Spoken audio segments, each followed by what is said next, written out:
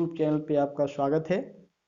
कुछ लोग हमसे पहले से ही परिचित हैं, लेकिन कुछ लोगों को मैं बताना चाहूँगा अपना परिचय, वो भी पोएटिक अंदाज में थोड़ा, कि मैं गणेश नाही कोई देवा, डिस्ट्रिक्ट कन्नौज लागे करूँ आपकी सेवा। तो आपकी सेवा में हम तत्पर हैं, हाजिर हैं। देखते हैं आज हम आपकी सेवा में लाए हैं एक्टिव और पैसिव वॉइस। ये टॉपिक कोई नया टॉपिक नहीं है, लेकिन इसके जो पढ़ाने के अंदाज होते हैं वो अलग अलग होते हैं। हम इसको अपने अंदाज में आपको पढ़ाएंगे। तो यहाँ पे सबसे पहले आपको बेसिक जानकारी देना चाहूँगा।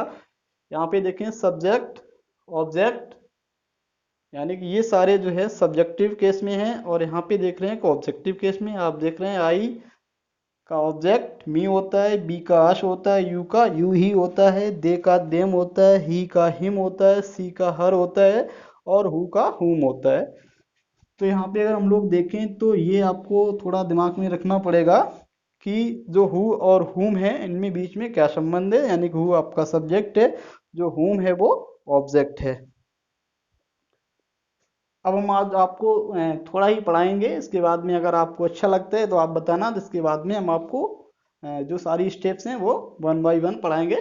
तो आज हम अगर बात करें, सबसे पहले हम बात करते हैं प्रेजेंट इंडेफिनिट की। तो सबसे पहले हमें क्या होता है, टेंस की पहचान आनी चाहिए। तो हम लोग अगर बात करते हैं कि प्रेजेंट इंडेफिनिट की आप पहचान बताइए, तो अक्सर आप लोग यही जवाब होता है आप लोगों का कि प्रेजेंट इंडेफिनिट में क्या होता है कि जिन वाक्यों में क्रिया के अंत में ता है, ती है, ते हैं, ता हूँ, ते ती हैं आदि आते हैं, वो प्रेजेंट इंडेफिनिट टेंस कहलाते हैं। लेकिन हमें यहाँ पे कहीं भी ता या ती, ते, कहीं भी कुछ भी ऐसा दिखाई नहीं पड़ रहा है। तो इसका मतलब ये हुआ है कि हमको जो पास्ट या प्रेजेंट इंडेफिनिट की बात करें तो उसकी पहचान आखिर अंग्रेजी में क्या होती है। तो देखिए, हम सबसे पहले जानेंगे अंग्रेजी में पहचान क्या होती है। तो प्रेजेंट इंडेफिनिट की अगर पहचान की बात करें तो आपको केवल और केवल ये ध्यान रखना है कि अगर सेंटेंस में वी फर्स्ट लगा है, क्या लगा है, वी फर्स्ट, तो वो हमारा प्रेजेंट इंडेफिनिट, यानी कि सब्जेक्ट लगा है और सब्जेक्ट के साथ में वर्ब का फर्स्ट फॉर्म लगा है, तो इसका मतलब वो हमारा प्रेजेंट इंडेफिनिट टेंस है। दूसरी पहचान क्या होती है, अगर क्रिया में यस, ईएस या आईईएस जैसी उसकी ज़रूरत हो, और आपने ये थोड़ा बहुत तो पढ़ा ही होगा कि कहाँ हम लोग यस लगाते हैं, कहाँ पे ईएस लगाते हैं, कहाँ पे आईईएस लगाते हैं।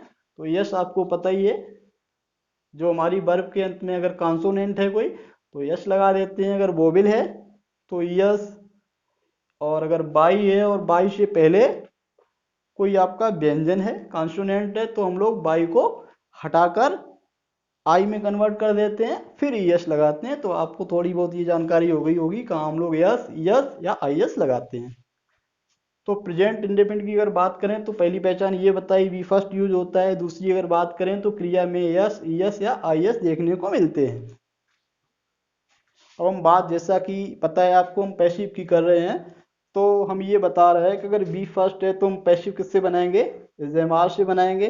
अगर क्रिया में यस, यस या आई एस लगा है तो पैसिव हम लोग किससे बनाएंगे, इज एन आर से बनाएंगे। अर्थात ये इसका मतलब ये हुआ है, अगर आपको ये चीज आ रही है तो वाक्य से ही पता लग जाएगा कि आपका पैसिव कैसे बनेगा। देखिएगा, अब जैसे हम यहाँ पे देख रहे हैं कि राइट्स लगा है, यानी कि क्रिया में यस लगा है, जिसका मतलब ये हमारा पैसिव किससे बनेगा, ये हमने आपको ऑलरेडी यहाँ पे लिख दिया है। यानी कि ये वाक्य अगर हम पैसिव बनाएंगे तो उसकी जो हेल्पिंग वर्ब होगी वो इज एंड आर में से ही होगी। अब क्या होगी वो आपको पता लग जाएगा। यहाँ भी राइट्स लिखा है, यहाँ भी राइट्स लिखा है, यहाँ में क्रिया में यहाँ भी यस लगा हुआ है, और यहाँ पे आपको सेम चीजें दिखाई पड़ रही हैं। तो आपको लग रहा होगा आखिर ये सब वही बात है जिसको बार बार क्यों लिखा जा रहा है, लेकिन ये बात भी आपको बहुत अच्छे से समझ में आ जाएगी कि इसको बार बार क्यों लिखा जा रहा है। देखें यहाँ पे नीचे देख रहे हैं कि दे लाइक, यहाँ आप देख रहे हैं क्या लिखा है,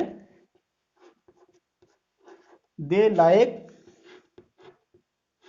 टी। तो यहाँ पे देख रहे हैं वर्ब का फर्स्ट फॉर्म लगा है, इसका मतलब ये हमारा, ये भी आपको पता होना चाहिए कि जब हमारा जो सब्जेक्ट है वो सिंगुलर होता है तो क्रिया में यस, यस या आई एस जरूरत के हिसाब से लगते हैं। यानी कि वर्ब जब हमारा सब्जेक्ट सिंगुलर में है तो वर्ब में एस या ईएस या आईईएस अवश्य लगता है अगर प्रेजेंट इंडेफिनिट है तो। दूसरा, अगर हमारा जो सब्जेक्ट है वो प्लूरल है तो वर्ब में एस ईएस या आईएस लगाने की कोई आवश्यकता नहीं, अर्थात वर्ब का फर्स्ट फॉर्म लगता है। ठीक, नीचे देखते हैं तो यहाँ पे लिखा है रोट। क्या लिखा है? रोट। रोट का मतलब आप समझ रहे हैं ये राइट का सेकेंड फॉर्म है। तो आपको यहाँ पे देख रहे हैं B2 हमने इसीलिए लिखा है, B2 का मतलब आप समझ रहे हैं। और यहाँ पे ये जिक्र भी किया है पिंटू और पिंटू की दीदी, यानी कि सेकेंड फॉर्म है, इसका मतलब पास्ट इंडेफिनिट है। तो वो वाक्य हमारा कैसे बनेगा?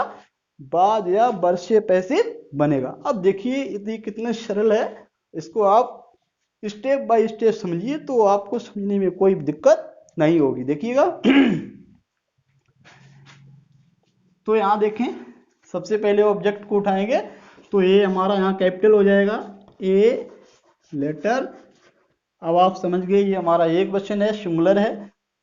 ये सिंगुलर था तो यहाँ पे सिंगुलर फॉर्म लगा था। जब ये सिंगुलर है तो इसका मतलब जो पैसिव में वर्ब आएगी वो भी सिंगुलर फॉर्म में होगी। यहाँ पे लिखा हुआ है इज़-एम-आर। अब आप बता सकते हैं इसमें क्या लगेगा?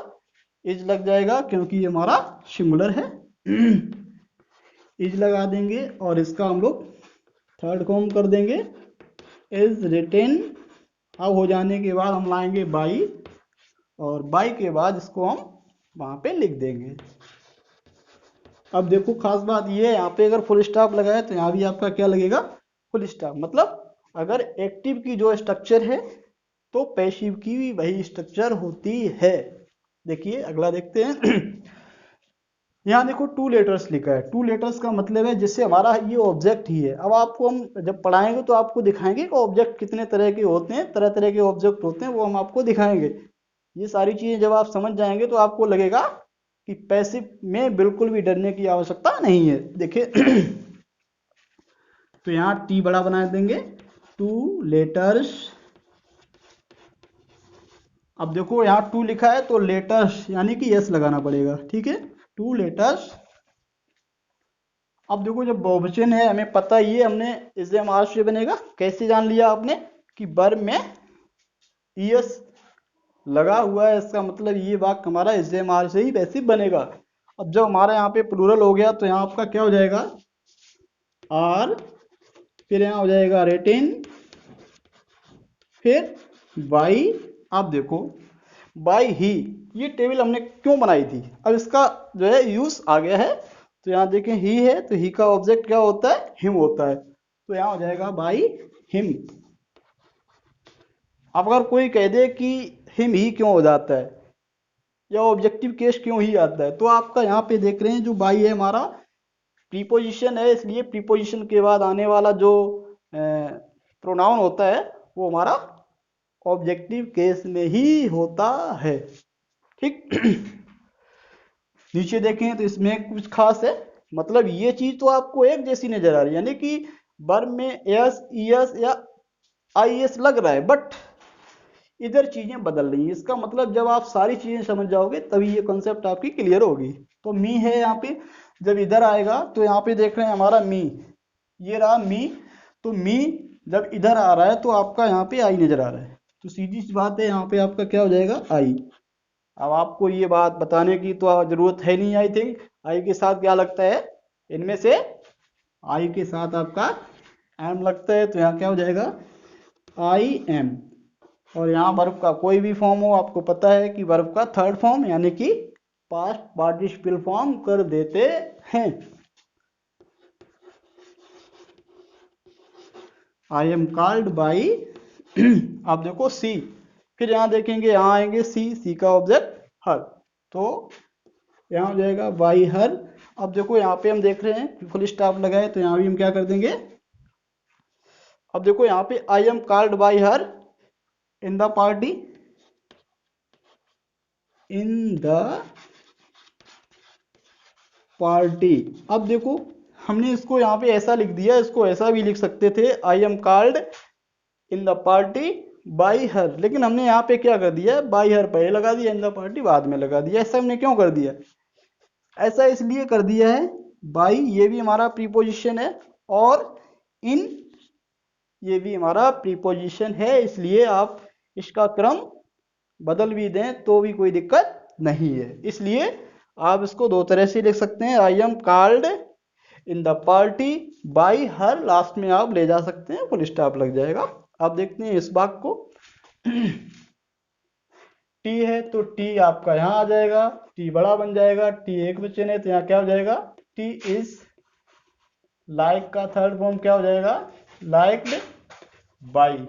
बाई के बाद देखो यहाँ दे है, दे का ऑब्जेक्ट क्या होता है, देम होता है, तो आपका सीधी सी बात है यहाँ पे देम आ जाएगा, यहाँ फुल स्टॉप फिर लग जाएगा। अब यहाँ पे देखेंगे ए लेटर, ए लेटर आपका यहाँ आ गया। अब यहाँ हम देखेंगे वर्ब का सेकेंड फॉर्म है, इसका मतलब पास्ट इंडेफिनिट, ये आपको ऊपर दिया था B2, B2 का मतलब ये हमारा किससे बनेगा, बाज बर से। तो यहाँ आपका एक क्वेश्चन है, क्या लग जाएगा, बाज रिटेन